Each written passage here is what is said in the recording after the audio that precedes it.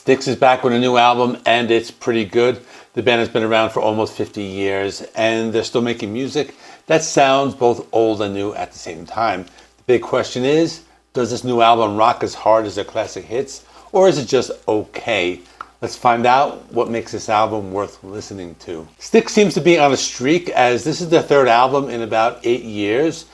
The name of the album is Circling From Above. It's their 18th studio album. It was released on July 18th, 2025, which is the official release date for streaming sites, but some people were able to get it early. I'll explain that in a minute. It's their third album since 2017's The Mission, and the band still sounds very good. They're able to capture their classic sound from the band's many different eras, as well as still sound fresh. The album features 13 tracks and is about 41 minutes long.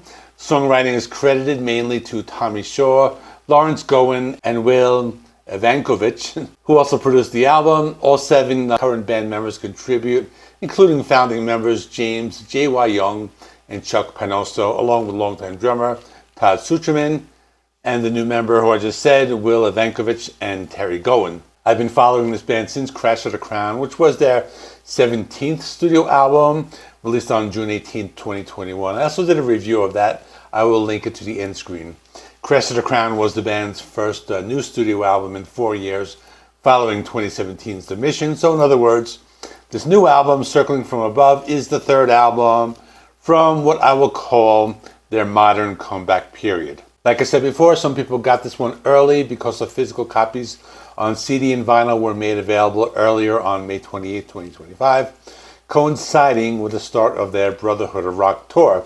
Fans had the option of buying these physical formats directly from the band's website or at the concerts. I guess it was a way to incentivize people to buy the album instead of just wait for it to be available on streaming. But let me talk more about the new album. The production on Circling From Above was handled by longtime collaborator and new full-time band member Will Evankovich, who also contributed significantly as a songwriter and multi-instrumentalist. His production gave the album a polished yet punchy sound. The band has been doing something interesting in terms of song lengths lately. It's something I noticed on their previous album. All the songs have a fairly short length, or very short for prog band standards. They're all under 4 minutes long, but each song has a lot packed into it, including Tommy Shaw's guitar riffs, Lawrence Gowan's keyboards, and Todd Sucherman's drumming. There's also a wide variety of musical genres that can be heard in this album. You hear everything from melodic rock with smooth yacht rock influences to prog rock, and even theatrical and folk-inspired arrangements. The album also features layered vocals, including multi-tracked harmonies reminiscent of ELO and the Beatles. Mastering was handled by Ted Jensen with additional engineering by Alan Hertz. The album is somewhat of a concept album, as the songs are all about the complexities of the human experience through technology, nature, and ambition. There are mentions of AI, and they also use birds as a metaphor. The inspiration for the theme of the album came during the writing process when the band was talking about an app that tracks abandoned satellites orbiting the Earth, which, according to the band, are things that were once symbols of human dreams and ambition, but are now drifting in space as forgotten relics. From this, they came up with the idea of how human creations can be these wonderful things, but they can also be discarded, and this is reflected in the album cover. The artwork on the album cover shows many birds flying in a pattern that form one large bird flying over an old satellite dish, which reinforces the idea of harmony and collective effort, combined with the idea of obsolete technology. Tommy Shaw described the album as a book in little sections, using the bird as a metaphor to describe this. The songs on the album also show the band's evolution of their sound. You hear little bits of classic Styx albums all throughout the album. I thought the album was less of a progressive rock album compared to the previous one. I felt that the band was going for more of that late 70s, early 80s Styx sound, with songs reminiscent from the albums Pieces of Eight, Paradise Theater, and Kilroy Was Here. The band released one single called Build and Destroy. This was released a few weeks before the official album release. They also released a music video with it. The song has lyrics about technology and mentions AI. The lyrics are also very metaphorical. For example, one of the lines is, "I once had this dream to build a machine so fast it breaks through the sky.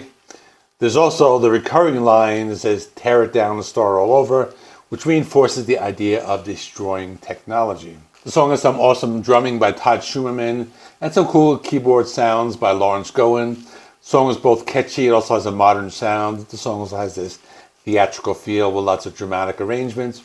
According to Lawrence Gowen, he said, it feels like a Star Trek or Twilight Zone type of thing. The song also has some similarities with some of their older material, as it's a song that tells a story.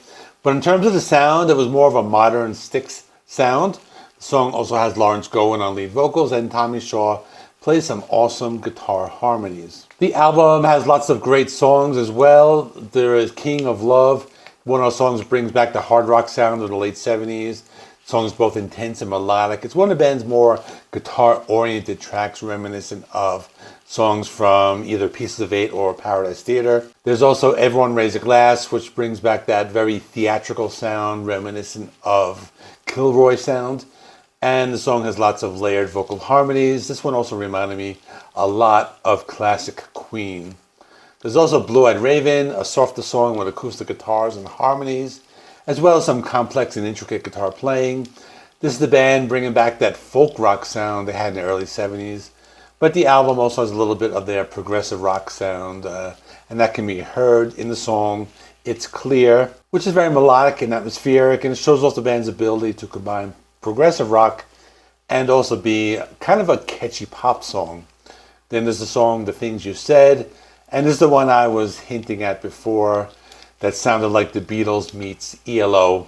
It also has a classic Styx sound, but also mixes in more of their modern sound. Towards the end of the album, there's a song called We Lost the Wheel Again. When I first heard it, it reminded me of this old Billy Squier song. I couldn't place it. I couldn't think of what the song was. I've read a few reviews. Some people compared it to The Who and Roger Daltrey, especially the vocals, and some of the reviews said it was one of the weaker songs, but I didn't think so. I liked it. I thought it was pretty good, but it was bothering me that I couldn't place that guitar riff, so I had to scan through a bunch of Billy Squier songs, and I finally found it. It's that song Everybody Wants Some from Billy Squier's second album, so I finally found that. But in conclusion, Circling From Above, it's a really solid album. They mix classic sound with new ideas. It works great. Songs are catchy, the musicianship is very good, and the concept about technology and birds is pretty cool. It's not perfect. Some songs are stronger than the others, but overall it's worth your time. Feels like the band is having fun and they're still taking their music seriously. My final score for this is going to be an 8.5 out of 10. If you enjoyed this review, make sure you check out my thoughts on Styx's previous album, Crash of the Crown, which I reviewed a few years back. You can find that video right here on the screen. Thanks for watching. Let me know what you think of the new Styx album in the comments below. And if you think I should do an updated Styx ranking video, comment below. And if I get enough interest, I'll do it. And that's it. See you next time.